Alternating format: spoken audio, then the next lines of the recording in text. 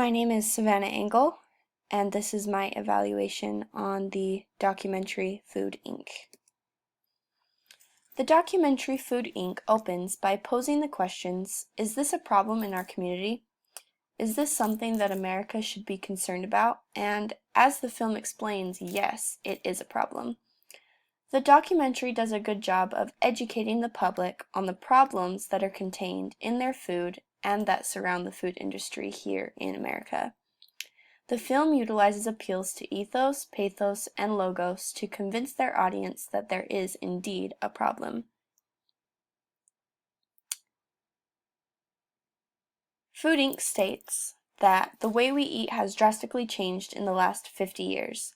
There are no seasons in America's supermarkets anymore. All food is available all of the time, even if it's not in season.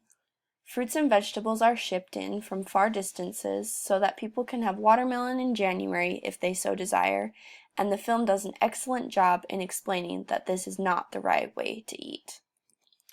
The image that the film keeps going back to is this of agrarian America. Pictures of farmhouses, farmers, and green fields plaster the packaging of many of our foods, but our food actually doesn't come from there anymore. The documentary brings to light a lot of things that we don't consider when we go to take a bite at dinner time, and that is what is so successful throughout the film. They are able to bring up many facts and statistics in a way that makes the audience want to do something about it, because they are stunned by the information that is displayed. Throughout the documentary, there are many moments where Kairos is utilized to add a shock factor. Eric Schlosser, the main narrator in Food Inc., says the reason he became an investigative reporter was to lift the veil of the deliberately hidden world, and this is exactly what the film does for America's food industry. From the drive-through to fast food to the factory system, Food Inc. explains that America has made food a science rather than a natural product of the earth. On the USDA website, you can find a section called Know Your Farmer, Know Your Food. Every family needs a farmer. They are now trying to appeal to people's want and need for locally grown food sources. The documentary seeks to further this desire in its viewers, hoping that they will opt for local farmers markets the next time they shop, opposed to the box store alternatives. The chicken farmhouses in the film are terrible. It's not farming, it's mass-producing living animals for slaughter. There's feces, no light, dead chickens everywhere, dust, and most of these chickens never even see the daylight sunshine outside. This graphic is shown in the film, and it shows you that in the year 1950, a chicken could be made in 70 days to its natural size, but now we have genetically modified chickens so that in the year 2008 we can now grow a chicken in 48 days, and they are significantly larger than the natural chicken because we want the breast meat, and the more meat on the chicken, the more sales can be made. The saddest part is most of these genetically modified chickens cannot even take a few steps without falling down because their bones and their organs cannot keep up with the growth of the fat and the meat that we have now made them to be.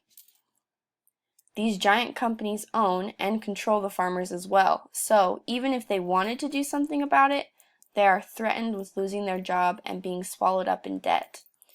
In many scenes within the film, it aims to represent the people.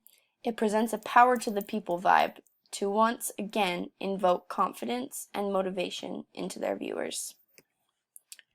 The film makes several important points. That first, almost everything that we eat is corn. We also feed all our animals corn, driving the price of meat down in the US. So people see this as an economic advantage, but the film does a good job in dispelling this and pointing out the far greater dangers to our health that a couple less dollars in the checkout line will buy us. E. coli is a product of what we feed the cows, and also how we have the living conditions for the cows in the slaughterhouses. One of the main portions of pathos in the documentary is when they have the mother speaking about her 3-year-old son Kevin that was killed after 12 days from eating a fast food hamburger that was poisoned with E. coli. The film not only explains the risks, but shows the risks in action through this young mother's tragic tale. Second, we now engineer our food. With high fructose corn syrup and other GMOs, food isn't just food anymore, it's science. And science comes with risks and unsureties. Yet, the film displays facts about the FDA that are used to scare the viewer. They say, in 1972, the FDA conducted approximately 50,000 food safety inspections. In 2006, the FDA only conducted 9,164. That is about 41,000 less inspections in 2006. The food is getting more dangerous, yet our precautions are getting more sloppy. The film continually backs up all of its opinions with significant amounts of ethos and logos through quotes of statistics such as this one. The film continues on their train for change by showing the audience what the future could look like without some action. Food Inc. states 1 in 3 Americans born after 2000 will contract early onset diabetes. American diets are full of high fructose corn syrup and complex carbohydrates. Michelle Obama's Let's Move campaign and initiative to raise healthier kids has swept the public school system in America. If you go to her website, letsmove.gov, you can find tons of ways to get actively involved with your food and diet and the way you eat. Our motto should not be faster, fatter, bigger, cheaper, as the film states, but rather organic, natural, real, healthy. Visually, the film is stimulating and appealing. The film contains many images that leave the audience longing for real, healthy food, but also it shows video footage from slaughterhouses and meat packing factories around the country that are not for the weak-stomached. The film has a modern and current design. All of the ideas are organized within the film and they lead up to a goal and the main purpose of the film, which is to wake people up to the problem in America's food industry and make them want to do something about it. Many different important messages are conveyed through the documentary. This is accomplished by all mediums, including videos, personal stories, and statistics.